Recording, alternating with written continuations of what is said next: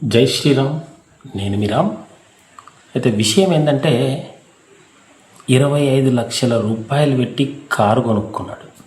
మంచిగా ఆనందంగా తిరుగుదామని చెప్పేసి షోరూమ్ నుంచి కొద్ది దూరం వెళ్ళగానే కారు మొరాయించింది, ఆగిపోయింది.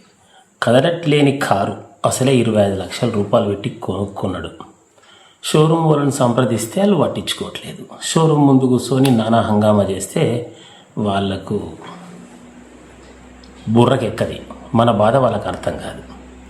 సో ఇది న్యూస్ వింటుంటే నాకు ఒక హిస్టరీలో ఒకటి గుర్తొచ్చింది. ఒక దేశానికి రాజు కార్ల షోరూంకు వెళ్తే అక్కడున్న సిబ్బంది ఆయనను కనీసంగా కూడా గౌరవించలేరు. సో దాంతో మన రాజ్యంలో వీడు షోరూమ్ పెట్టుకొని మనకు కనీస గౌరవం ఇవ్వలేదని చెప్పేసి బాగా అప్సెట్ అయిపోతాడు. అప్సెట్ అయిపోయి రాజభవనానికి వెళ్తాడు, బాగా ఆలోచిస్తాడు. ఆలోచించి ఏం చేస్తాడంటే తెల్లారే ఒక 20 కార్లకి ఆర్డర్ చేస్తాడు. డబ్బులు కట్టేసేస్తాడు. 20 కార్లు డెలివరీ తీసుకెళ్తాడు. అప్పుడు సిబ్బంది ఏమనుకుంటారంటే, అరే మనం ఈయన ఇంత పెద్ద మనిషా, అరే ఎంత పొరపాటు అయిపోయా, సరే ఏదైతే ముందులే కార్లు అయితే కొనుక్కున్నాడు కదా, మన గిరాకీ మంచిగా అయిందని చెప్పేసి ఆనందపడతాడు. ఆ తీసుకుపోయిన 20 కార్లతోని రాజు ఏం చేస్తాడంటే వాటిని మున్సిపాలిటీకి ఇచ్చేస్తాడు. వాడుకోండి రా భయ్య అని చెప్పేసి.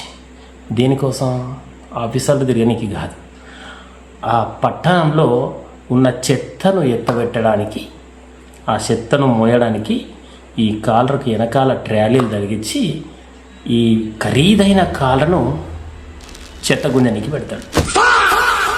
ఆ తర్వాత నుంచి కాళ్ళ అమ్మకాలు మొత్తం పడిపోతాయి. వాళ్ళు పరేషాన్ అయిపోతారు, ఎందుకు ఇదైతే లేవని చెప్పేసి. ముచ్చటేంది అని ఆరాధిస్తే ఏమర్థమవుతుందంటే, ఇంత పెద్ద ఖరీదైన కాళ్ళు ఇన్ని లక్షలు వేసుకొని ఏం లాభం రవై, ఇవి మా పట్టణంలో చెత్త మోసే బండ్లు అని చెప్పేసి ఎవరు కొనడం లేదు.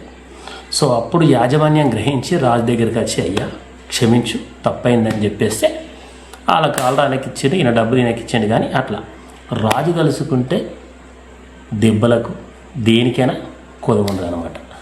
సో నేను దీనికి అది ఎందుకు కంపేర్ చేసిన అంటే, నువ్వు షోరూమ్ ముందట పోయి చెప్పేసి నా కారు మంచిగా చేయి, నా కొత్త కారు అంటే ఇయ్యరు. కుదిరితే ఎన్న ఒక గాడిద దొరుకుతుంది, ఆ గాడిదకు తాడును కట్టి ఈ కారుకు కట్టు. నువ్వు ఏ ఏరియాలో అయితే కారు కొనుక్కున్నావో ఆ ఏరియాలో తిప్పు, ఖచ్చితంగా దెబ్బకు దిగేస్తాడు. కొత్తగా ఆలోచించాలి, వినూత్నంగా ఆలోచించి వినూత్నమైన నీ యొక్క కసి కోపాన్ని ఆ విధంగా వెళ్ళగక్కితే నీకు న్యాయం జరగచ్చు. Thank you very much. Please subscribe and support.